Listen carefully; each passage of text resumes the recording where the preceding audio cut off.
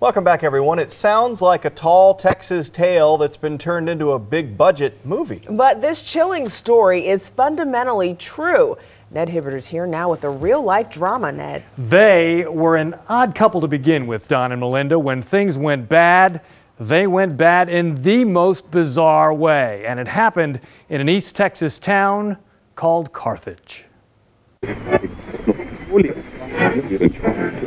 It's called 38 on Swap Shop. Hi. Hi, Mark. Hi there. I have a camper shell for a long bed pickup. It's all aluminum with windows, and I'm asking $50. Carthage may be small, but it likes to think big. As a matter of fact, we were the best little town in East Texas one year, Carthage.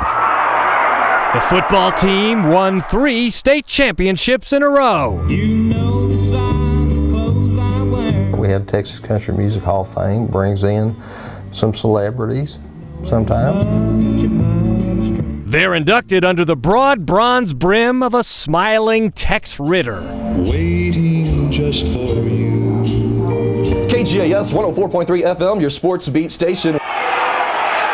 And Carthage claims Major League pitcher Philip Umber, who threw an ultra-rare perfect game less than 2 weeks ago. Now the Texas Rangers, they're going to be taking on the New York Yankees. KGAS Radio's Mark Bounds got the post-game interview. He said President Obama called me, but I'm more ecstatic to get a call from you, Mark. Maybe he was just, fluffing my feathers. But all fluffing aside, I wouldn't live anywhere else.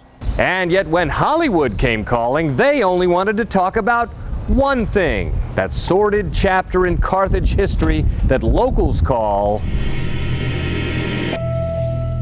Most of them just call it the TD case. The Bernie TD story, the Bernie thing, the Bernie situation.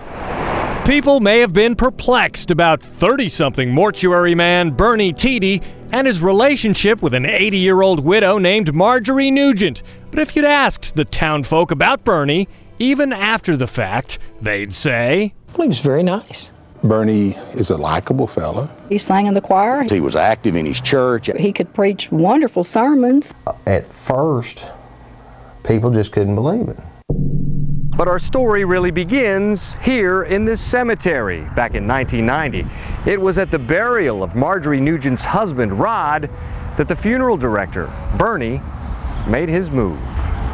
I'm told that it was a chilly day and that he offered Ms. Nugent his coat, and she invited him back to the house. Bernie moved in and began stepping out with the wealthy widow. Cruises, Hong Kong, Vegas, and big balances on the American Express. He resigned from the funeral home to become her traveling companion and bookkeeper.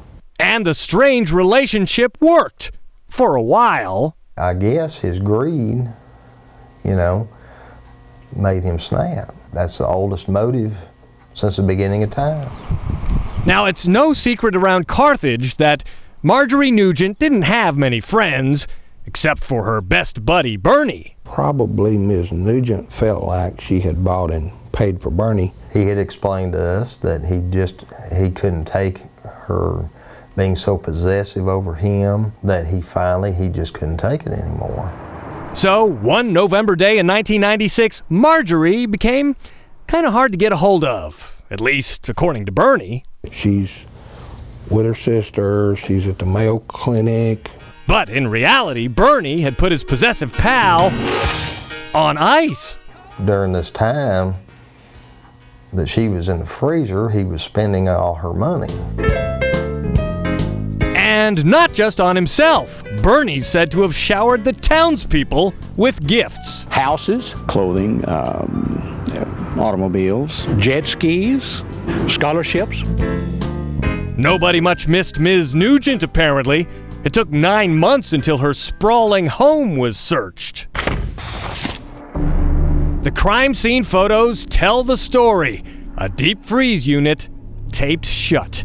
It was a Panola County Sheriff's deputy who found Marjorie wrapped in a sheet from Land's End. He walked up, he raised the freezer, removed the sheet, and discovered Ms. Nugent's body. She was sandwiched between the flounder and the chicken pot pies, but the most obvious suspect was also the most generous.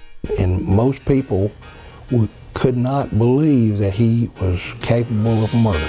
You're as cold as ice.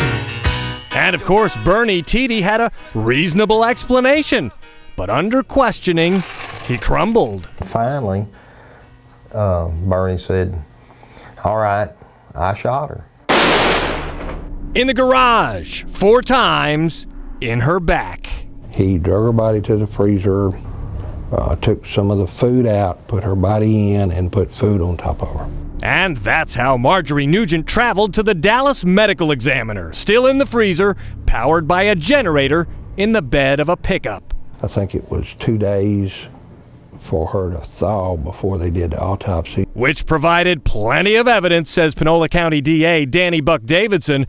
Throw in Bernie's statement to police, and the cops had him cold. As we got into the trial and people realized Bernie had confessed, public opinion swung the other way. Now, Danny Buck didn't know it then, but in the crowd at the courthouse where Bernie Tiede was sentenced to life in prison, a young Texas film director named Richard Linklater. Danny, he said, "You don't remember, but I was with you, and the newspapers were asking you, well, how can you prosecute Bernie?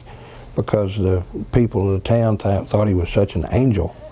And said, "You said, he's an angel, all right, an angel of death."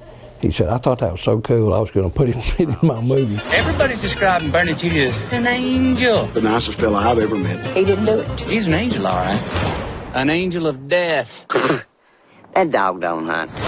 Jack Black. Which brings us to Bernie, the movie. It opened last weekend, but not necessarily in a theater near Carthage. Very lonely person. She needs someone. We're kind of resentful of it, you know, but that's my personal opinion. Once again, in this town of 6,700 souls, folks are split over Bernie. It's entertaining. Room service. I didn't tell you it was historically correct, but it is entertaining.